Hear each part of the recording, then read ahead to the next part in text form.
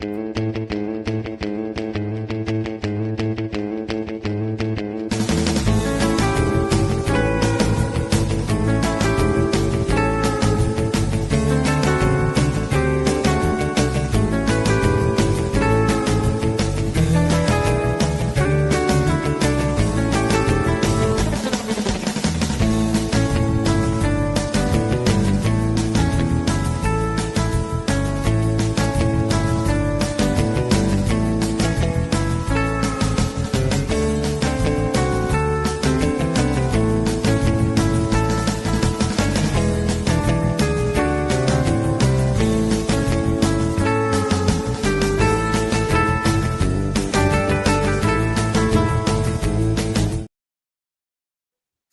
right, welcome everybody on a Monday evening, a special episode of Women's Preview. We're going to preview the women's basketball season tonight. I want to call him my so-called expert because he's always posting about things of Iowa women's basketball. Doc Gilroy, is that how you say your name, Gilroy? Yeah, Gilroy. Yep. Okay. And his wife used to teach Callie Levine. Yeah. You'll find out enough that Callie Levine is my current favorite Hawkeye. And oh wow. And even when Caitlin was there, Caitlin was nowhere close to being near my favorite. Really? When Caitlin was there, Molly Davis was my favorite. Yeah, I probably resemble that remark just watching her be the underdog. And that's really, and when she got injured, I remember how distraught I was. Yeah. And then I was too. Even when Sydney Falter came on, and I've got nothing but love and respect for Sydney Falter across the board. Mm-hmm. I was still like, okay, why is she taking Molly's spot? I'm having issue with this, I know it. Just Molly Davis was just so awesome to watch and just such an underdog. She was, and that's kind of why I liked her. She just quietly went about her job. She wasn't very loud or boisterous or anything like that, but I certainly enjoyed watching her play. And I think those little rainbow shots, I don't know what they call them, because she just kind of like rainbow those shots in over those small girls. Yeah.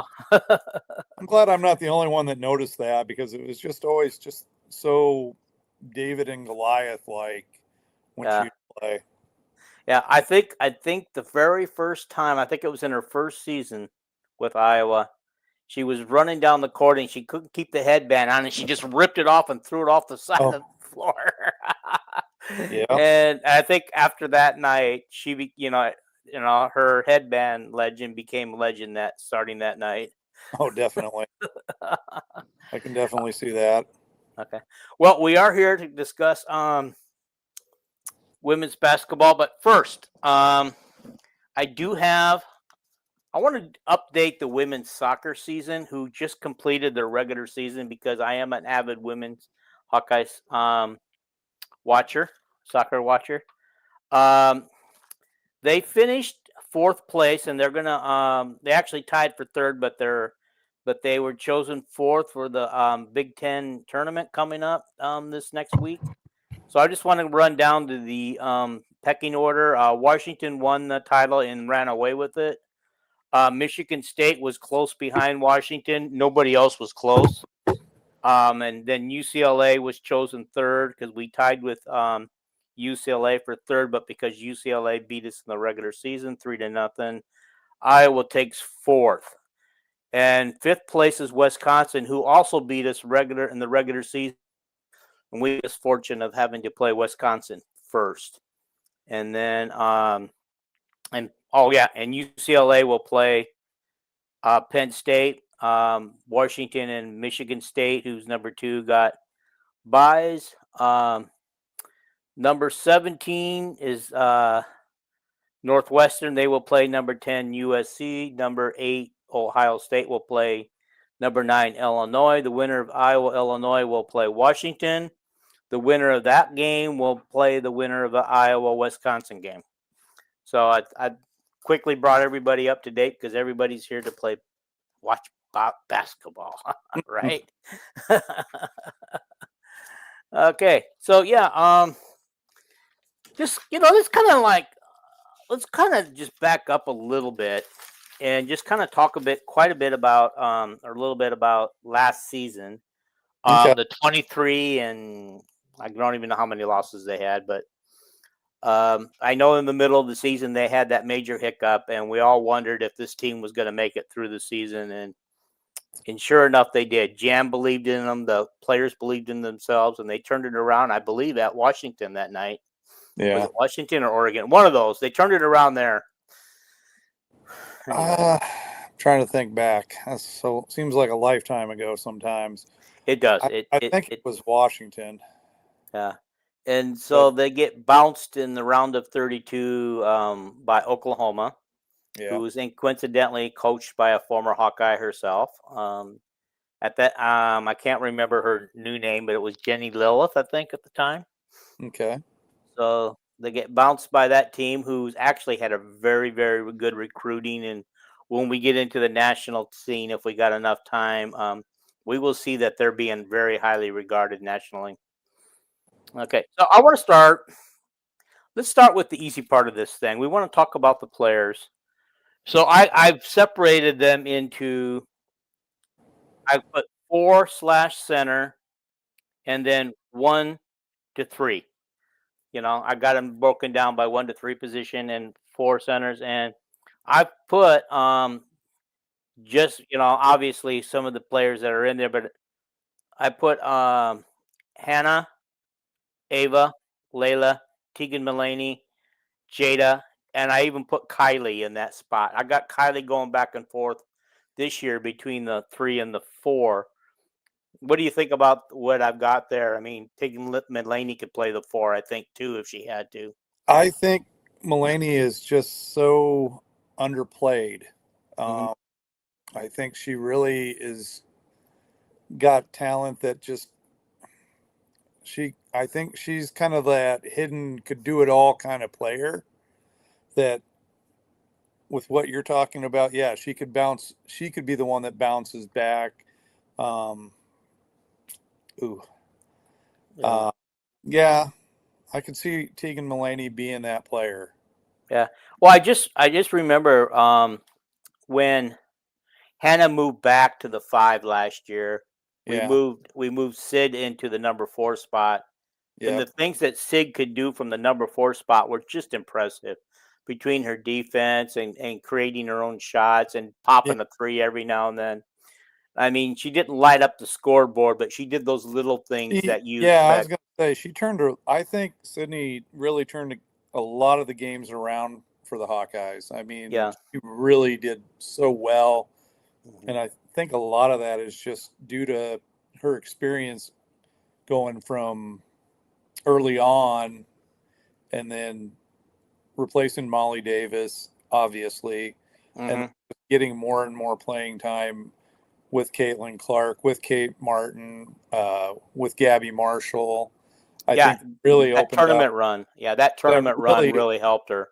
I was going to say that really opened up a lot of time for her to gain the experience so she could do Mhm. the things that she did. Right. And she's just so phenomenal.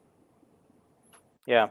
And I guess this is where I was thinking, just remember I know that Tegan didn't get a ton of playing time last Right. year. She did earlier, and then as the season went on, she saw fewer and fewer minutes. But I feel like she could be our Sydney Falter at the 4 Okay. position. And unfortunately that means she's not going to get a ton of playing time, unless Hannah gets in foul trouble or something. Right. Hannah's going to dominate that position, and hopefully we don't get to the point where we have to move her back to the 5 again, you know, because we got 2 excellent 5s in Ava and Layla sitting, Yeah. you know. That's going to be interesting to see how Jan utilizes Ava or utilizes Layla. I mean, Mm-hmm. just, and like I said earlier before we started, I saw Layla yesterday, and my goodness, she was raring to go yesterday. I mean, I could just feel it coming off her, coming off of Taylor Stremlow. Mm-hmm. They're ready to go. Well, I know it. They've been practicing for a couple of months now and all summer, and they know they want to play against somebody real. Right. They're getting I tired of playing against themselves and the guys and the well, I think it's guys on the that, and team. then it's like I think they're ready to play to a degree where they don't have to compete against one another to get a spot. Hmm. They want it's time for them to start. It's really time for them to shine. Yeah. And do you see a scenario where Ava and Layla could also be on the floor at the same time? I know that some teams take their two bigs and actually do that once in a while. I thought about that Hmm. because I know there were times when Addison O'Grady was on the floor, and there were times. I mean, I don't see Jan doing that. Okay. I mean, Unless we get in foul trouble or something, unless or maybe, like but extreme maybe she. foul trouble on one Hmm. side, maybe, but I don't see Jan putting. I mean, this is just speculation, of course, on my part. Hmm. But I don't see Jan Jensen putting both of them on the floor at the same time. Yeah. I Okay. think she's going to And have a then very of course, Kylie. Yeah, I've got Kylie. Like I said, I got Kylie back and forth between the three because she did start at the three last year. I right, mean, and granted, anybody who's watched Iowa women's basketball knows they're just numbers because they don't really play positions once they get out there in the game. right. You know, but you think Kylie is capable of playing the four? I know she could pop a three here and there, but that wasn't really her forte. Hers was defense last year. I was going to say, I see. It's so hard to predict what they're going to do um, because they're so capable of doing so many different things. Mm-hmm. And I think that's where Kylie's going to fall in. I think she could very well be the person that's pivoting in and out. And that would give Jan potentially a chance to get more playing time for other players. Okay. I mean, then you can see people like Addie Deal picking up more playing time. Um, but one of the things a couple Fridays ago in Iowa City when they did kind of the rollout for the men and women's team, Mm-hmm. uh, a player that whose name came up was Taylor McCabe, and her ability. She was shooting well over 70% is what Jan, if memory serves, um, for 3 pointers. And this was, granted, this is just practice, but Mm-hmm. it's, I mean, I think a lot of people are going to underestimate Taylor McCabe this year. I actually agree with you on that. It's just like I see hats her. off to Taylor McKay because she probably could have transferred out last year and the year before, Oh, but she yeah. came back to finish her Hawkeye career. This is her last year, and you know, and she knows that she's not getting the minutes that she'd like to have. She said, like in an interview late, I saw recently, I think it was on Media Days, that at the beginning of the season she had more minutes than she was getting at the end of the season. But she said but it's her job to try to figure out how to get those minutes back this year, and and she hopes to get some more minutes this year. The way just watching her hit free throws and when they were just doing practice shots, yeah, I Hmm. think got that. She's dialed in Good. my opinion. She is so dialed in.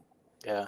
And she did a trick shot, as I recall, from behind her back, not looking, and she hit it, and everybody that was there just went nuts. So, I mean, I think she's definitely got sniper written all over her, where she's going to be hitting from places where you're not expecting her to hit from. Yeah. Yeah. I mean, and then yeah, so she is a very good 3-point shooter, and so it's always fun to watch her out there on the floor. And but when she gets in a rhythm and gets hot, you Mm-hmm. can't stop her. But Right. when she starts missing a couple, you can almost see it in her body language on the floor. Well, that's a frustration I think that a lot of athletes go through. Caitlin went through the same thing when Yeah. she was here. When she was on fire. And when she was out, you could see it coming off her that she wasn't happy with herself. And Yeah. I think a lot of athletes put a lot of pressure on themselves, and sometimes they don't deal with it as appropriately as they could. But, I think with the conversation I had yesterday with Taylor Stremlow, I think that's when you have somebody like Sydney Falter, who's got kind of a foot in each camp in the coaching department, and also as a player, that she can help in that situation, maybe bring the game back to the team, where the player can calm themselves down to a degree where they become effective again. Because that's a lot of pressure to have on you. I mean, when you Yeah, I start think it's having hot Sydney on the people- bench is going to really help this team this year. oh, definitely. Yeah, I don't know this. I'm excited to see what this team brings in the future years too, because we're probably about a week or week and a half away from finding out if we get the two other big name girls join Velasco. Anyhow. Okay. So the only other person we haven't talked about on that side is let's go back to Hannah, because I mentioned her, but I didn't really go into detail. Now, Hannah supposedly has been working on her outside shot Right. all summer. Did you see anything at that little get together thing that shows you that her shot's going, or did she just not want to show that off yet? Well, this is a funny story. Her mom was being inducted into, I believe, a Hall of Fame in Missouri. So Hannah was not able to attend. Oh, okay. So I did not get to see her put up anything because, you ain't there, you ain't there. Yep. But I don't take anything away from Hannah. At meet and greets, the perception I get of Hannah is she's shy at first, but she's also, and it's something that they're just so kind to the fans, to all fans, when fans come to meet and greets and stuff. I've seen them stay a little extra time when they didn't have to. I've like some places put limits on what people can have signed, and Hannah is always kind enough to go the extra mile. But getting back to the game of Hannah, it'll be interesting to see Hannah play this year, because I think a lot of people, I think she's ready to lead. Yeah. I mean, just point blank. And I guess my prediction is she is going to lead. She's going to take up the role. And I think she's very dominant in the role. And It's hard for me to imagine, after watching Hannah the 3 previous years, being a vocal leader. However, because she always has a smile on her face, but I think she can lead by example. Her hard work. Oh, yeah. That way, out on the court, doing the things that she needs to do and getting her teammates involved. Because I remember telling her dad, and her dad agreed with me, because we were texting back and forth, that this is Hannah's team this year. This is her team. She can do what with it she will. So this is her chance to realize her dream of the WNBA. Right. Her senior year, and so, but yeah, I could still see her from that 4 position, though, creating a shot, driving to the basket. Oh, yeah. She can still do those kind of things. I'm just hoping that 3-point shot's there. She said on the media days, on the interview, that it kind of bothered her that nobody would come out and guard her last year, because when she played the 4, because they knew she wouldn't shoot it. Right. Or if she did, she wasn't going to make it. So they were doubling down low on Addie. And so, so I think that kind of bothered her. She wants to make sure that somebody comes out and guards her this year. But don't guard her. Don't guard her. Let her shoot them all day. Yeah, I think she's going to surprise everybody this year. All right. And then, of course, there's Jada, who has filled in, when there's been foul trouble. Oh, yeah. At that positions. And so Jada's probably going to just still be the cheerleader and get garbage time minutes. And, so we'll expect to see her in a couple of games early in the season, a lot more than we normally do. Yeah. And that's a hard role, I think. And, somebody cheerleader role. I don't think the players that are in those roles are always appreciated as well as they should be. Kenneth Johnson is another one. She just has such heart and such spirit. When I saw her a couple of weeks ago, just a phenomenal young lady. Mm-hmm. And one of the things that came up a couple of weeks back, I've been in conversations with Larry Johnson where, he'll say, because I live close to Iowa City, he'll say, well, if you don't know, why don't you just ask? So, and a lot of times I don't know. It's just a lot of wild speculation on my part. Correct. And so I had an opportunity to see Jan Jensen, and I kind of took it. And she was being interviewed, and she came out and talked to my daughter and me. And, so I asked her, and she gave me an honest answer about Kenneth Johnson. And I could appreciate that, and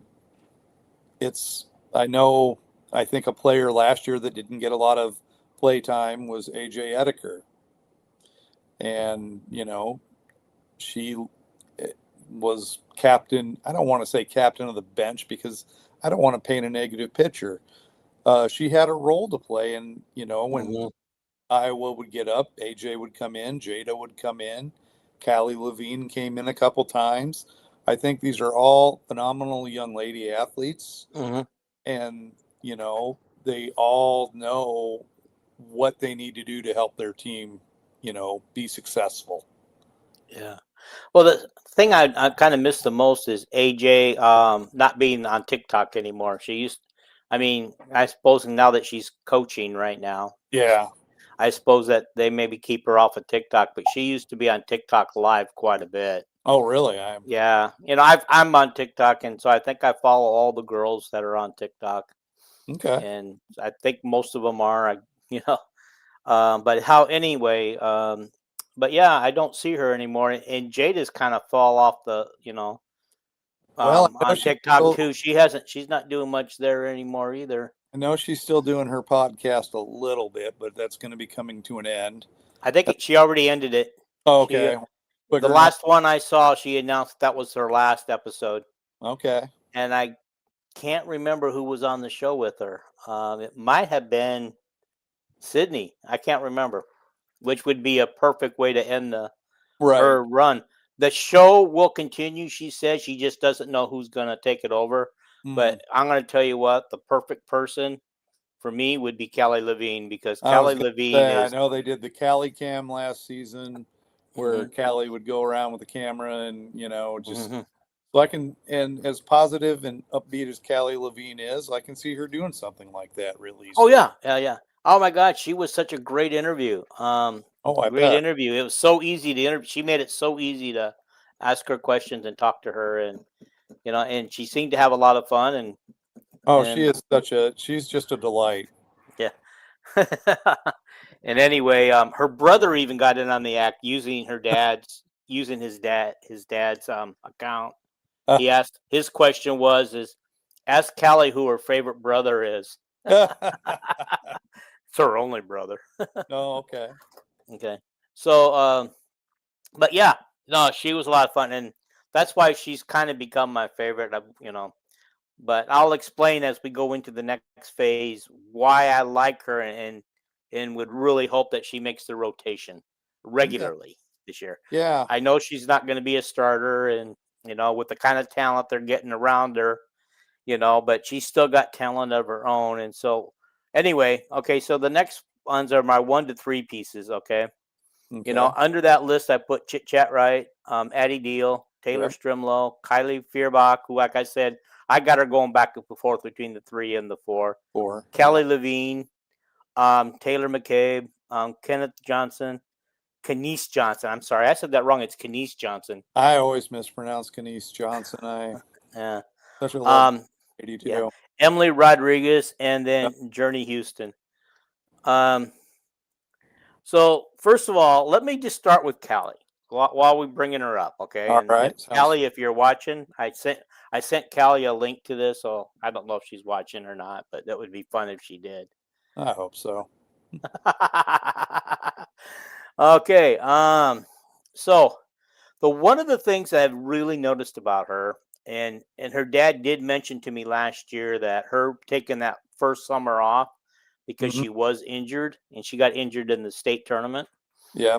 really put her behind the other girls, and so that Yeah. really hurt her. But the thing is, when she got into the game, it's her passing that stood out. I thought she could be one of the best passers on the team. So, Okay. and honestly, I feel like she's one of the best passers on the team. She can hit the three. I'm not sure about the other things that she needs to do because we never get to see enough of her. Right. And we always usually just see her in garbage time. And I would love to see what she can do at an extended period of time on the floor. But I just fully believe that this girl has some talent, and and I don't know. I just think she needs to be part of the regular rotation. We'll see if Jan agrees with me. I hope she does. I mean, you know. I think it'd be great if Callie got into a regular rotation or, come in as a reserve and, hmm help out when people get into foul trouble and get more minutes instead of just the Yeah, big minutes. I that's what mean, I'm kind of looking like, that, kind of that filling a role, not being the bunch that would cheerleader. build up her confidence, and I think that Yeah, would round her out to be more than, cheerleading from the side, yeah, yeah. and Well, and just talking to her in that interview, it sounds like she believes in herself. She oh believes that goodness. she can be a part Yeah. of it. Okay, so we'll start with Chit Chat Right. Chit chat right. 5'4". My gosh, Powerhouse and I powerhouse. did not realize how small she actually looked compared to until she got up around with some of her teammates. Holy cow, that girl's little. I didn't realize how small she was till I met her, and it's just like, and it was during the exhibition game with the Indiana Fever when they came to Iowa City. hmm That, that was the first time I heard the name Chit Chat Right, and Jan Jan had such good things, such positive vibes to ring out about Chit Chat Right and Layla Hayes. hmm But she said, you keep an eye on Chit Chat this year because she's just so full of energy. So I'm hoping that that dividend pays out, um, and just making Layla Hayes feel welcome to Iowa. Because, that I think there's a lot of psychological when you're so far away from home. It can really, it can, I don't want to say it messes with your mind, but I think the Hawkeyes, the team themselves are just phenomenal, keeping each other busy with each other's lives and doing things hmm together. And I mean, this is truly, the only thing I can compare it to is maybe when I was in the military and stuff, where you meet some of your best friends forever. And I think Yeah. that's the foundation of what the Iowa Hawkeyes women's basketball team has associated themselves to be.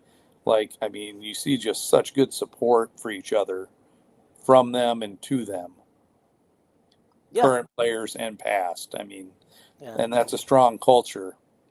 Yeah. Right? Whatever culture that was set up by Lisa Bluter and Jan Oh, continues definitely, to do today is working. definitely. It's working. Those guys knew something that that a lot of coaches haven't figured out how to develop that kind of a culture. Yeah, Which is why a lot of teams see a lot of people leaving every year. yeah. I was You going to know. say, and I think that's why you see so many athletes go in and out of the transfer portal. hmm Just this isn't where I want to be. I don't feel like I'm appreciated, but I think the Hawkeyes do a great job maintaining that and sustaining that. It's just a great thing to see. No, they have done that. They have done that. The other thing with Chit Chat right on her height, I'm actually 5'5", so she might be the only basketball player that I might be taller than. I always, when I go to meet and greets, I'm like, hey, I'm 5'11" on a good day, but even Addie Deal looks down on me and stuff. So I'm kind of like, okay. Yeah. And Okay. Yeah. But I mean, yeah, Jan said recently that Chit Chat is very good at finding the open person, passing the ball. But wants to see her create her shot more, okay. and she says basically Chit Chat right now is not a score, which is unusual for our point guard. If you Right. go back over the years, even before Caitlin Clark, we had two other girls that were very good scorers from the point guard position. Caitlin, and then last year we had Lucy. All of them we depended on to be primary scorers, and so that's not going to be Chit Chat's role this year. No, I don't see her in that role. No, but if she can find some open people and get some good shots, I mean, Yeah. as much as I hate to say it, Aaliyah Guyton last year, who everybody, before she got in the transfer portal and went over to Indiana, or was it Illinois? I think it was Illinois. Yeah, I think you're right. I think it's Illinois. Before she went, I think most people thought she was going to be our heir apparent to the point guard role, except she had a hard time, with that role as a freshman. I think she struggled, and I think it's just a hard role for when you start comparing apples to oranges and stuff. I mean, I know a lot of people was looking at Lucy Olson, to see how is she going to compare to Caitlin? Will she be, effective? And quite frankly, I found Lucy Olson to be just very, very, it came natural to her. Yeah. She could be in that role to, lead. And, for a 1-year senior, and I still miss her dearly.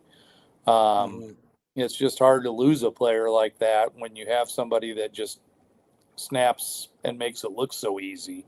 I know it. I know that she got off to a bit of a rough start. And my understanding was it's because she was, I think she was afraid initially of stepping on some toes of some of the girls that were there. Yeah. I think she had to be convinced that you're the point guard, take control of this team and shoot. And once she started doing it, we started winning a lot of games. Oh my goodness, yes. Yeah, but okay, let's move on to Addie Deal. This is a girl that will probably be playing a lot of 2 and 1. When Chit Chat needs a backup, Addie will probably be doing the point guard, but she can do both. The small guard, or the shooting guard as we call it sometimes. And she comes with a lot of accolades. I'm just anxious to see her, but sometimes see her play. But sometimes when these girls come in with high expectations, you don't get that from them. No, and I think it's just it's one thing, because you got to remember also, I mean, and it was something that Molly Davis talked about a little bit when she was here, was she'd be playing for a couple hundred people in front of a couple hundred people, and then going from that many to thousands. And obviously I wasn't around during the Coliseums, but I've been to Carver on one of the best games I ever saw at Carver was Iowa State, and you couldn't hear yourself think in there because the noise was just so deafening. And that's a credit to the Hawkeye fans, to the band, to the students, and everybody at Iowa. But it's got to be unnerving. I can only imagine the pressure as a player that's put upon you when you have all that there, especially when you're coming from playing from, here's 500-600 people, and now you're playing in a sold out arena, and it's just deafening. Yeah. No, I can't imagine.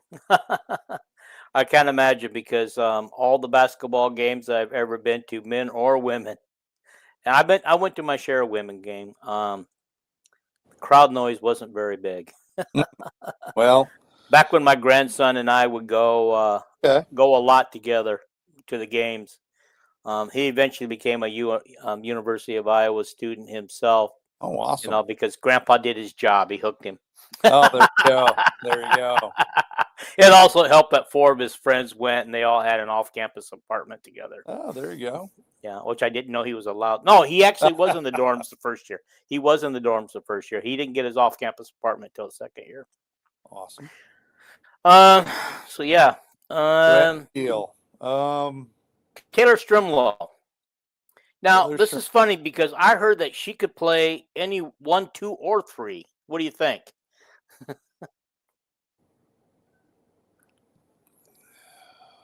This is where I want something to be true, but I don't know if it is.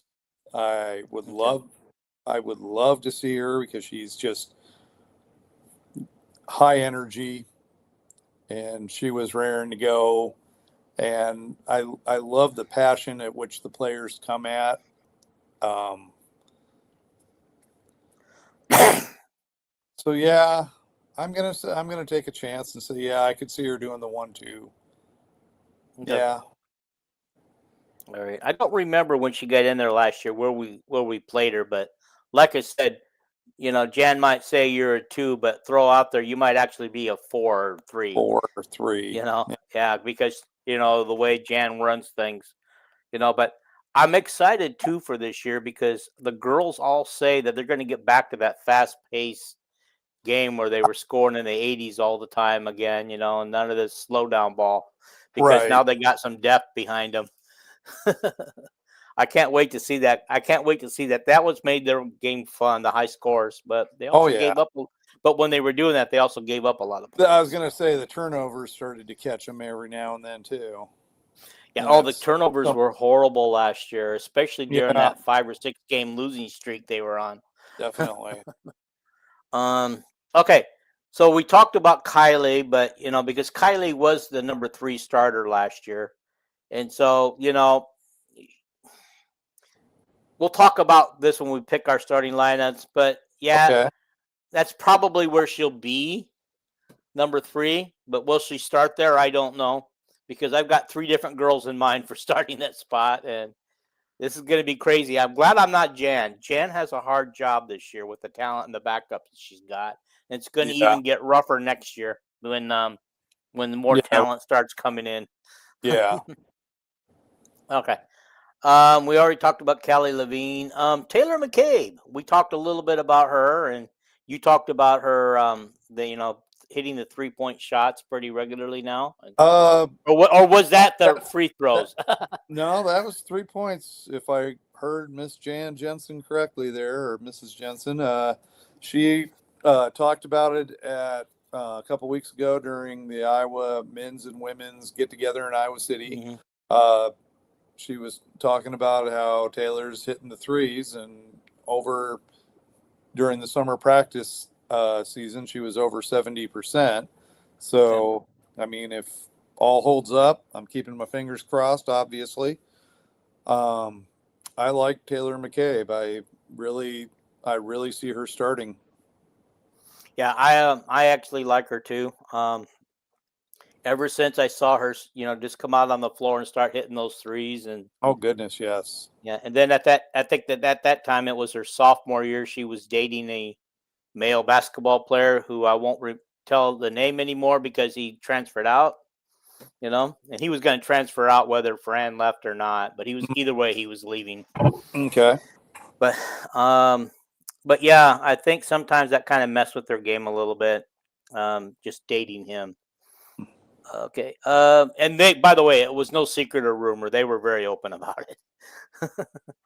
Yeah. Kenise, Go Kenise ahead. Johnson. Yeah, Kenise Johnson. Um, this is a girl who had to sit out the entire season last year. Yeah. Rehabbing her injury from the season before, where she only got a few minutes. And I think by the time mid-December rolled around, she was injured and didn't play. So Right. she's going on close to almost 2 years since she's played a game for the Hawkeyes. Yeah, that's it's a rough road. Yeah. Anything about her other than the fact that she probably won't play much? I don't see her playing much, if at all. I mean, I don't want to paint a bad picture. I don't either because I don't want to put anything negative on these girls because Yeah. they're here at Iowa for a reason, and Right. and they want to play for Jan Jensen. They want to play with these girls, and so Right. So I don't have anything negative. I know when I started doing what I call Hawkeye highlights on another site, I didn't want anybody left out. And that's what, I couldn't figure out, why isn't she playing? And that's what I asked Jan, and Jan just said she didn't recover from her injury like we were hoping she would. So I don't know where she's at in her rehabilitation right now, or if she will get to play this season. I'm keeping my fingers crossed that she does get some time, because I think I believe she will. I believe in garbage time, and I think even this game Thursday night, I'd be shocked if we don't see a few minutes from her. that'd be awesome. Yeah, for her, because she's had a rough journey already. Right. She, and I kind of feel for her, and I've always kind of wondered. And at first, I go, "Where is she? Why isn't she playing?" Yeah, Well, that's why she got hurt last December, and she's not recovered. And that's what I wanted to talk to Jan about, was like, why am I not seeing number 13? Where is number 13, Yeah. But yeah, when you said Journey, I thought you were going to do a segue into Journey Houston. Well, I was, but then I got sidetracked. So has, Journey Houston's my next one on the list. I was going to say, Journey Houston, in my opinion, just has the coolest name. Yeah. I just love saying Journey Houston for some reason. I mean, that's. And well, I know that she's from the Quad Cities, and Calvin, who does the regular podcast with me, he's just really high on her. Oh yeah. Yeah. Just because she's a Quad Cities girl, and he lives in the Quad Cities himself. Oh, okay. So he's not too far from me then. Are you in? You said you're in Solon, right? Yeah, I'm about maybe 11 miles north of Iowa City. North. Okay. Alrighty. I'm trying to picture where that was. I was thinking it was along Highway 6 going out of Corville, going west, but I'm probably wrong. You're a little bit offbeat there. I guess I'm going the wrong way. Going Highway 1.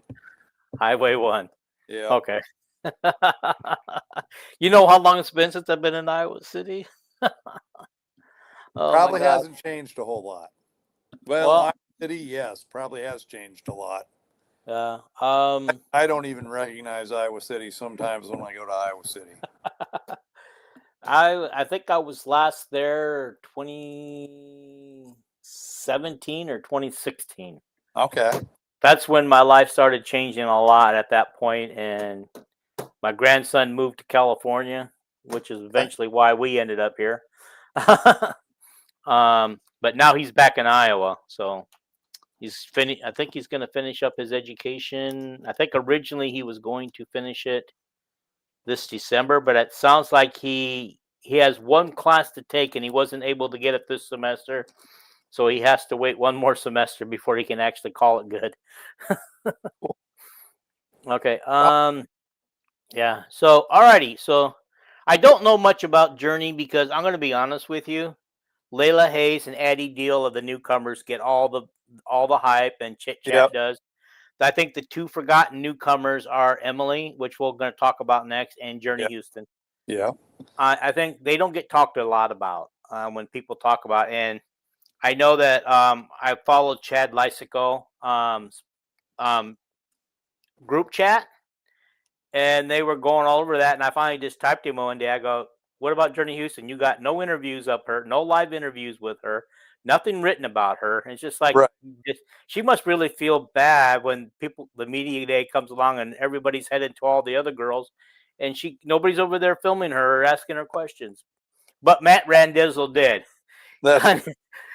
Media day, he brought her on his set. He had a little TV set there that he did live on YouTube, and brought her on there because I didn't know that Matt Randizzle was also a Quad Cities person. So he wanted to give her due. But honestly, I don't know much about her, but it's the article that I read on her. It sounds like she could play anything from, the 1 all the way through the 4. Yeah, I can see her doing that. Like you, what I do know is very limited because she doesn't get a lot of interview time. So it'll be interesting to see how she's used this season, where she kind of filters in and filters out. I have high regard for her from what I have read about her. So, I mean, I think anything and everything can happen depending on where she's placed by Jan. Yeah, and it sounds like she really wanted to be a Hawkeye because she was one of the first. She was the first one in this class Right. to commit to commit to Iowa, and I think she did it in her junior year. I don't think she waited till her senior year, like a couple of the other girls that were waiting on for commitments. They're really pushing it right up to the signing day here. But you know what? If they sign with Iowa, if the two girls I'm thinking of sign with Iowa, Bjorn and Lewis, if they sign well, it'll be worth the wait. There you go. Yeah. Okay. All righty. So let's talk about Emily Rodriguez now. Again, this is somebody else. I don't have a lot on her, but she came from Georgia Tech, I believe, or Wake Forest. Georgia Tech. Yeah, that sounds right. Followed her assistant coach, or her assistant coach followed her. One of the two. I don't remember.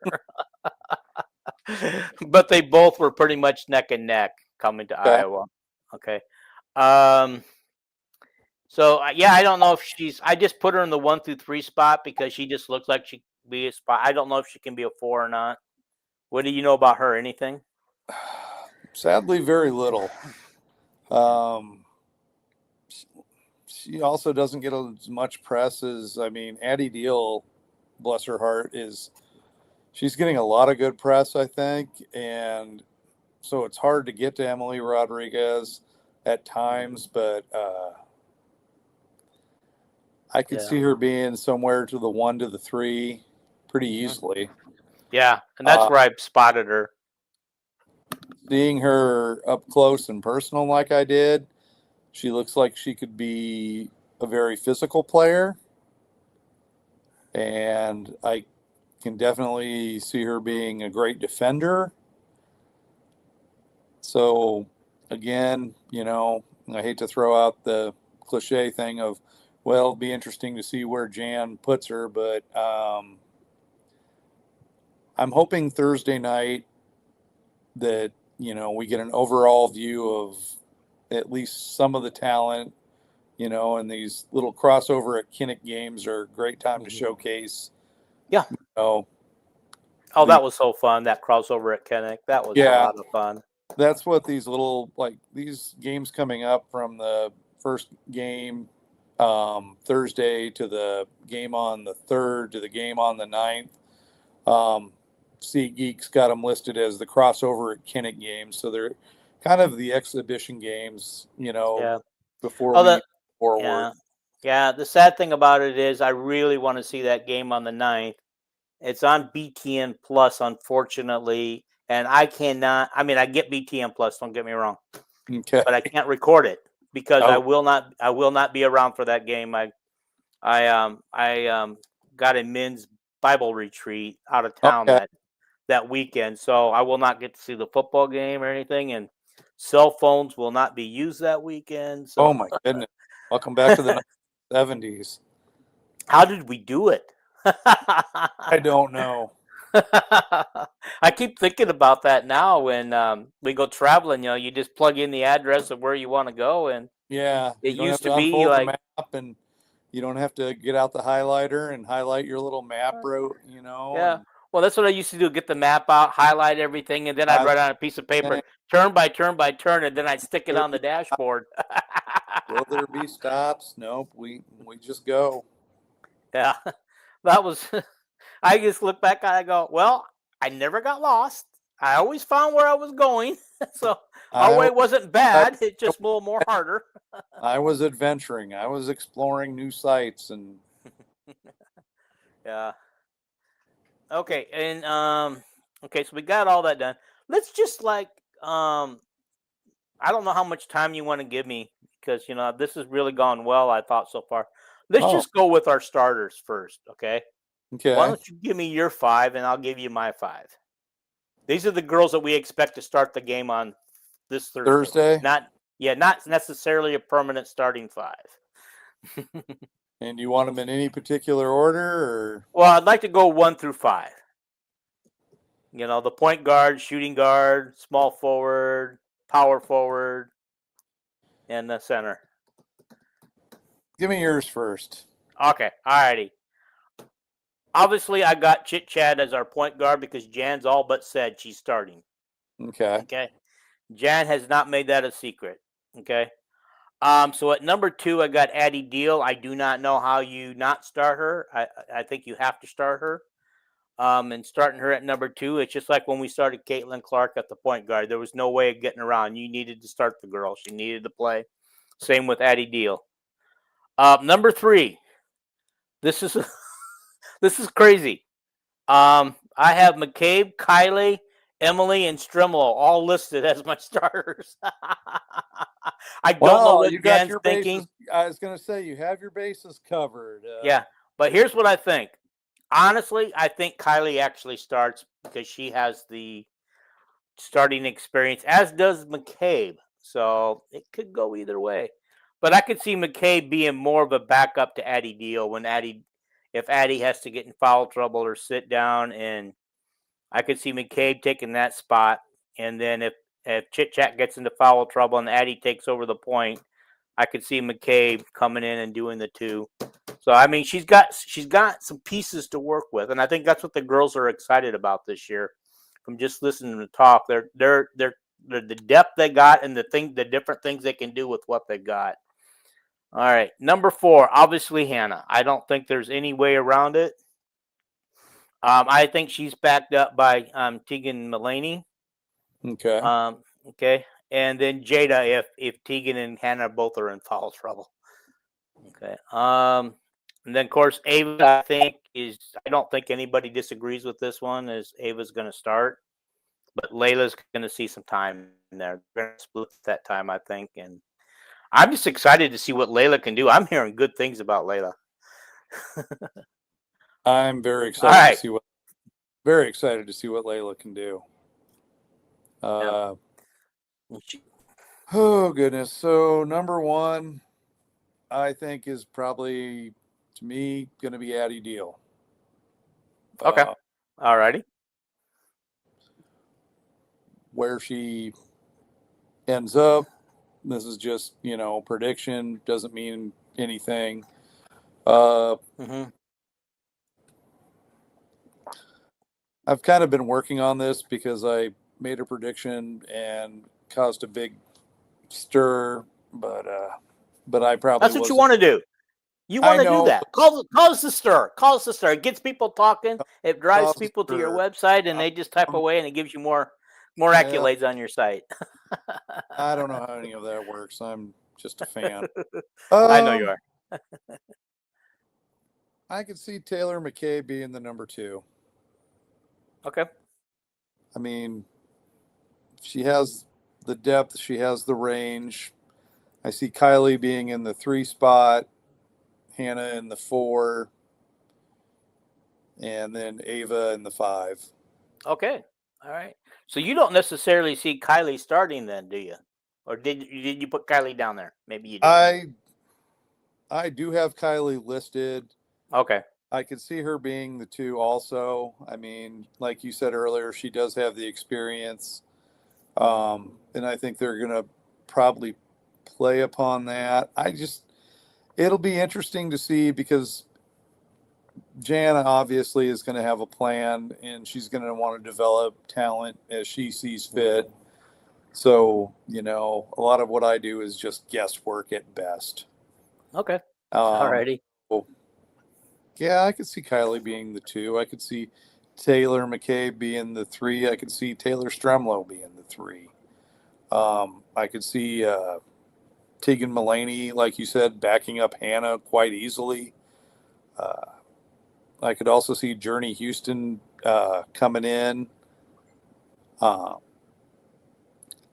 I really want to see everybody get some good, solid foundation time so they can grow and be, more than just 1, 2, 3, 4, 5, and okay, now we're getting into foul trouble, so we need to bring in, you want to see that versatility within your play. So yeah, I think we will see that. I really do. I believe it. I do too. And I want to see Callie Levine in. I do. I want to see Emily Rodriguez in. I really do, because I think she's going to bring a physicality just seeing her the other day was like, yeah, I can see physicality coming out of her. Yeah. I mean, I Yeah. can see her driving. I can see her driving hard too. Yeah. Yeah. I didn't even know that they played the basketball down in the Dominican. I've been to the Dominican. All I ever saw was baseball all over the place. Okay. Let's go over their schedule real quick. Some gimme games to start the season. Ashland, like we said, this Thursday, on BTN Plus, 6:30. I presume this is 6:30 Iowa time. Yep. Because I Okay. got Yeah. Southern. I don't like some of these teams. I don't know anything about Southern. I believe that's also on BTN Plus. Yep. As is the next game. That's the game I really want to see is BTN Plus. Evansville. Yeah, but I can get the Plus on my cell phone. So if we leave the campground soon enough, I would have to be at noon. I'd There you have to go. leave before noon. I don't see us leaving before noon. I can No, watch it in the back seat of the car I'm riding in. I'm gonna say I think that's a 2 o'clock Iowa time game. Yeah, it is. It is. Okay. But yeah, it would be fun to see. Gosh, I wish I could find somebody who can hook me up with her because she's not answering. I would Miss love Molly. to I would love to interview her this coming week on their visit. If I see her, because I've got an old poster where she's on it that I'm trying to get autographed, maybe I'll see what I can do. Yeah, I do have an autograph 8x10 photo of her. Oh, that'd be awesome. um, yeah, I do have it, but I just want to get her on the podcast. I just don't know if she's not allowed to communicate with me, or if she's not allowed, or if she just ghosted me because she just doesn't want to do it. Because I've sent direct messages through her email, Right. Evansville University. Okay. Anyway, okay. So things get a little rougher on the November 13th with Drake. That's going to be on the regular Big Ten network, which you would expect. Yeah. I keep going all the way out. Okay. Then we play UNI at 2 o'clock on the 16th. Well, we're just stacking these games up. I mean, we just got some tough games in a row. UNI is always tough. We Yeah. got Baylor in Orlando. Yep. Then we You're have gonna hit all, Miami in Orlando. I all mean, the let's get Florida real. game. Yeah. You're gonna hit all those And you know Florida games. what? I don't think we get to even watch those on TV here. ESPN Plus. Oh, Hey, I well, think I got that through Disney, maybe. yeah. I don't know if I still have it or not. They tell me it's running out. That keeps popping up on my TV every time that ESPN is running out, and I need to pay for a full year in Yeah, 20 days. So I keep getting blocks on games and stuff. Oh, you can watch this. Well, I have this, and oh, you still got to pay an extra fee. So, yeah, we'll but I see. find But yeah, I find it seems to be that my Disney and my ESPN Plus are all tied in together. So I might yeah, be losing my Disney too because oh, by the way, I think they actually told me I was time for pay up them too. Okay, then things get a little after that rough patch. We get back to Western Illinois, Fairfield. Then we start our Big Ten slate with and Rutgers in Piscataway. Not always nice to start there. Then we got Iowa State, who I will go over the national rankings here in a minute. Iowa State is ranked higher than Iowa in the national rankings here. Okay, women Linwood. I don't know anything about Linwood, but that should be a win. Then we travel to New York to play UConn. Yeah, let's just play them in their backyard. yeah, we don't They're need only going to those. start the season as number one. I was gonna say that's oh man, it's gonna be a rough week. Yeah, it is. It is. We're going to find out very quickly how good we are in some of those things, but we're not going to lose hope if we lose a couple of No, those hard, you're gonna go through tougher games because your it's a trials building by thing. fire. Yeah. Because the only way we know they got to play them. They'll probably lose, learn from them, and then we can go to the Big Ten and start winning some games. Which the Big Ten's going to Penn State. Always a good game. Comes to Iowa City December 28th. Right January 1st. All these poor girls, they won't be able to go out and celebrate New Year's Eve. They have to get up early for a Nebraska game at 1 o'clock. Nebraska's really tricky. They play with a lot We'll of go depth. over this in a minute. Yeah. Okay. Over this a little bit later, but yeah, I don't think they're as highly regarded as I thought they were. Northwestern. Remember when they used to be one of the dominant teams in the Big Ten? Yeah. Indiana is on January 11th at Bloomington, so it's not a gimme game. No, Got Oregon coming to Iowa City, and they're being highly considered this year too, as is Michigan State. So we got Oregon and Michigan State back to back in January. Rough. Man. It's a rough win. And then we got Maryland. But we got to go to College Park to play Maryland. Okay. And so Ohio State and Iowa City, another rough game. I don't think we do a very good job of beating them in the regular season. We seem to get them more in the in the tournament because I was going to say it's very transitional with Ohio State for some reason. It just yeah. All right, USC. They're not as highly ranked as they would be if Juju was playing, but Juju's not playing this year. But they still have some talent on that team. I was going to say I wouldn't underestimate. I'm not underestimating them, but I think some people are. UCLA coming to town. Right now, they're considered the number 2 team in the country or number 3. I don't remember. It's South Carolina. It's all right. I know what it is. It's number 1 is we just talked about them. My gosh dang it, my mind goes frazzled sometimes. UConn, and then number 2 is South Carolina. Number 3 is UCLA. Okay. Minnesota comes to Iowa City February 5th. Minnesota is a team that people are looking at to make some noise in the Big Ten this year. I mean, this is not going to be easy by any means. And Washington is coming on February 11th. Again, that's another team that's being looked at a little bit as to make some noise. And then, of course, Nebraska. We go to Nebraska on February 16th, the only team that we have a home and home with. Then we got Purdue. Yeah. And then we have Michigan, another team coming to Iowa City. Illinois coming to Iowa City. And we go to Wisconsin, and then that's it. We finished the regular season at Wisconsin. All right. I'm just going to go real quick through this stuff. So I just kind of wanted to get some of this stuff out of the way and see where are they at. Okay. I keep all my notes right here, believe it or not. Now I've lost them already. Well, I have to write my stuff down too, so don't feel too bad. Yeah, they were in this notebook. Oh.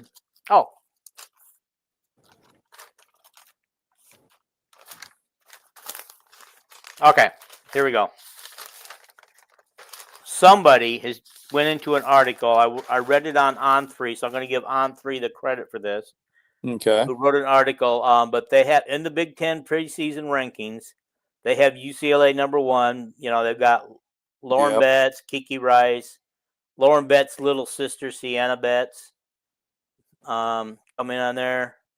They got a girl named Gianna Nikopin.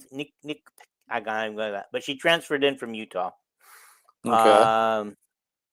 Gabrielle Jacques. I don't know how to say these names sometimes, but they consider her the glue player. That she's their Kate Martin. Okay. And believe it or not, Michigan is considered number 2. That's kind of. But they got all this young talent that they have, and then they brought in a bunch of good talent.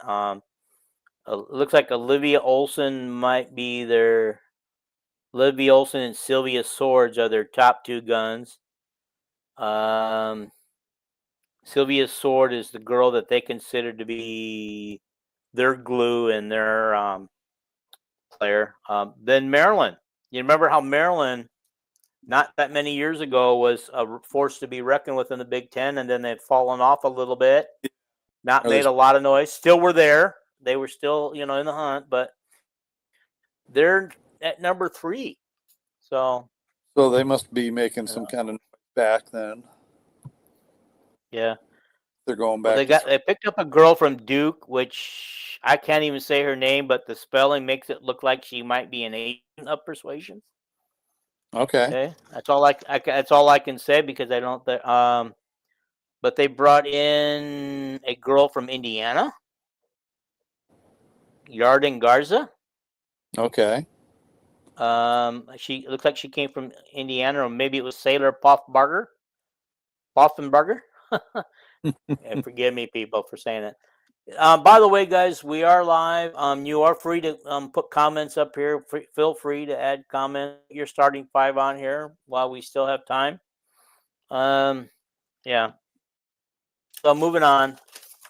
I didn't want to, I didn't realize we were going to take so much time on the individual players, but I really felt good about what we've done so far. Yeah. Yeah. Michigan State is number 4, and I know that we had a little problem with them last year. Yeah. And I was thinking, was it Oregon or Washington that we beat last year to stop our losing streak? We lost to one and won the other on that road trip. Washington that we came back against. Yep. Okay. Number 5. They're considered the dark horse in the Big Ten. Okay. Number 5. They picked up. This is crazy. When you're playing for USC, why would you transfer out to another team? But Avery Howell is transferred in from USC. Oh wow. Okay. So this person has Iowa number 6 in the Big Ten, which is not bad considering, and so 9 new lower classmen to. Yeah. I mean, like Jan said, this is the youngest team she's ever had. Yeah. Okay. The X factor for the Iowa Hawkeyes this year is Chit Chat Wright. Really? So I thought that was interesting. Yeah. Okay. Okay. They got Minnesota finishing 7th. They got a girl named Mara Brown, who was their star from last year, and Amaya Battle, another star from last year. And so Maya Brown is considered their X factor. Or Braun, I'm sorry, I said Brown, it's Braun. I got, at my age, your handwriting doesn't always look neat. I wish there was a way I could do it. Maybe get my. I can relate. And get typing here. Okay. Number 8 is Ohio State. And get this, we don't have to deal with Cody McMahon anymore. She has left Ohio State and transferred to Ole Miss. Oh, thank goodness. I never liked that. I mean, not that I don't like her personally. I just didn't like playing against her. No, she is tough as nails. Yeah. X Factor, Jelani Cambridge, and Tanya Todd.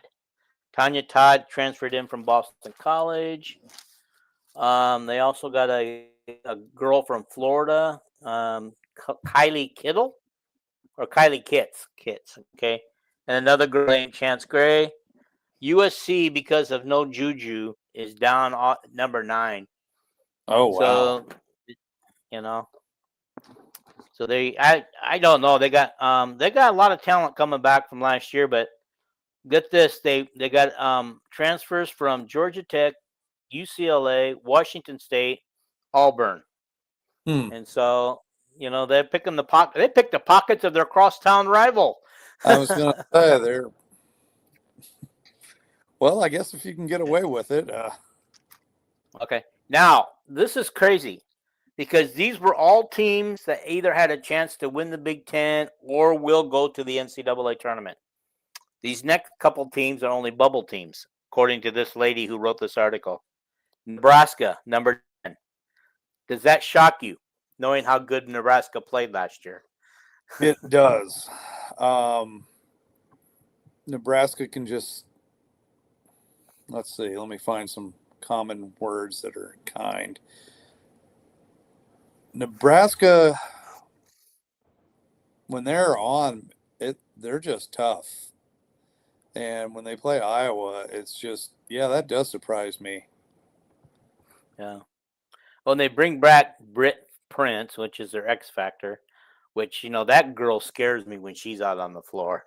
Got to find a way to get her in foul trouble early so she Right. sits out a lot. Yeah.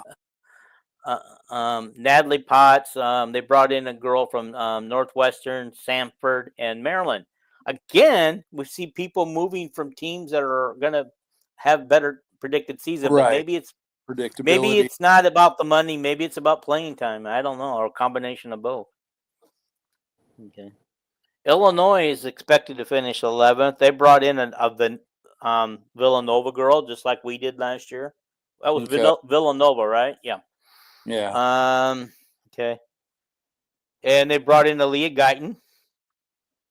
I hope she does well for Illinois. I want her so hard to do well. I wish her the best. She had a lot of fire in her. Yeah. They have a 6'7" post. Oh my goodness. That's tall. That is very tall. Yeah. Now here's another surprise. I mean, the teams that I saw at the top, most of them didn't surprise me, but about half of them did. And the teams that are on the bubble, I'm really so shocked. Here we got Indiana at 12. Okay. They brought in a girl named Phoenix Sanajan from Arkansas, but yeah, I didn't get too much as we go on. I didn't get too much on some of these people. Oregon is number 13. They brought in a girl from UCLA, Fresno State, and Washington State. I'm wondering if UCLA just didn't ask some girls to leave, because there's sure a lot of girls that left UCLA. Okay. Penn State number 14, which is about, that's where they usually end up with. Yeah. Okay. Doesn't surprise me. Yeah. Penn State brings back Gracie Merkel. Yeah. Outstanding player. Purdue's number 15, and they're actually, this is crazy. You know how the men always get these 7-foot tall centers? Oh, the yeah. Men's basketball team at Purdue. Purdue has a 6'7" freshman center named Avery Gordon. Oh my God. That's transferred over into the women's. That's great. We're going up some, even though we got Layla and Ava, we're going up against some pretty tall talent there. Yeah. Okay. All right. Wisconsin has a new coach, and they're number 16. 17 is Rutgers. 18 is Northwestern. I'm trying to think. I guess I didn't draw a line between the bubbles and the has-beens, but I'm going to guess between 13 and 14 is where I would draw the line between Oregon and Penn State. Eric, a good friend of the show, has a question for us. How good are Iowa's basketball chances at having a chain reaction and getting more top recruits after the recent signings? Well, we've only signed one so far for next year. Wait a minute, but we do have a commitment. Yeah, that's commitment. I'm sorry, we haven't actually signed her yet. Velisco. I think it's Velisco. Yeah. I've got to get that name right because I'm trying really hard. Christmas time, her dad promised I might be able to get her on for an interview when she's between school and basketball. Yeah. He told me to wait till Christmas, so I'm gonna hold him to that. So we'll find out. Velisco, how well she does. I mean, I know she's working on these girls. I know that she's really good friends with Bjorn, right? She's good friends with them. I don't know if we're going to get one or both or none. It's going to be interesting. Well, that's one thing I think Iowa gets sometimes. I think the recruiting process itself has really gotten aggressive. I mean, they are really going after some really standout talent, which is good to see. And Jen's taken a big swing these last couple of years. oh, definitely. And I think she is drawing in she is drawing in a lot of good players. I mean, you're going to see a bit of a chain reaction, I think. Honestly, you're going to have you're going to get visits in from players that want to see the culture and what Iowa has to offer them going forward, for playing, I think, depending on where their careers might end up.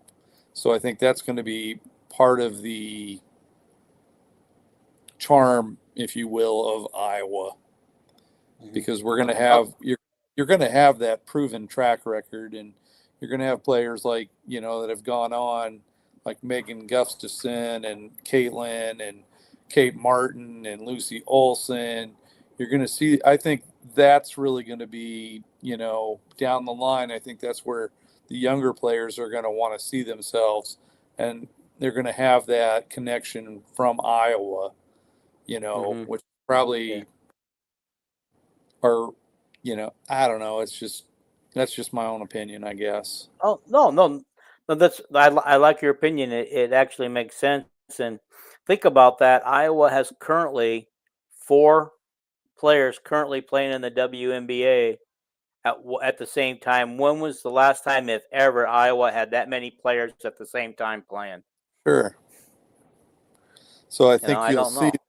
think you'll see that chain reaction, just depending on what these individual players are looking for in doing with, if they're going to choose to go into the WNBA, and that's only, and thanks to Caitlin, that's definitely going to be, long-term goals, because I think that's one of the things that Lisa Bluter, and Jan Jensen have really expounded on, is like, where are these girls going to go when their careers are up, and or when the time playing at Iowa is done, and I think they've really, these women pioneers are really going to, push that forward for the next generation to come up. Yeah, agreed. Do you think Caitlin and Kate Martin, maybe even Lucy, are helping doing the recruiting on these couple of big name girls that we're still trying to get, like calling them and talking to them or texting them, or do you think you think that maybe they have nothing to do with it right now? I think they probably have nothing to do with it right now. I know from what I've heard rumblings of, Caitlin still in contact with Hannah, keeping her, honest, and keeping her practicing, making sure she's, staying solid and staying true. But yeah, it's just, I don't think the friendships ended when their careers ended at Iowa. I think they go on to help motivate each other, and then, when they do come back to visit, you know, they do get to see the next generation, and they're the ones that are inspiring that generation. Right. True. Okay. Well, hey, I'm going to skip the national stuff tonight. This is a great show, and man, you've been very informative. I don't know what your expectations were, but you exceeded my expectations. I Oh, appreciate that. I appreciate you reaching out and asking me to do this. Love it. Yeah, I might. My usual co-host is Molly Tideback, who's probably going to be tied up for a couple of weeks. If you don't mind, later on after we played a game or two, and if you want to come back on and discuss the game, Sure. that would be. I Absolutely. would love for you to do that until Molly gets back in action. Yeah, Okay, that would be cool. great. Love to do it. All right, I appreciate you coming on. Everybody, hit that subscribe button if you haven't already. If you made it this far, thank you for watching this far. Hit the subscribe button, hit the like button. Like. Yeah, let's see. My son now knows what game we are going to. Here we come, Oregon. Okay. Um, that's a little thing. They're making a sign to get people to drive myself to my YouTube channel, and they're gonna post it at the Oregon game. Okay. Thank you, Eric. You and your son have been nice to me. You've been really all helpful. All righty. Thank you for being on the show, and we'll see you again probably very soon. All right. Sounds good. All Thank right. you for having me. Okay. Yeah. Thank you. And thank you, everybody, for watching. Go Hawks. Go Hawks.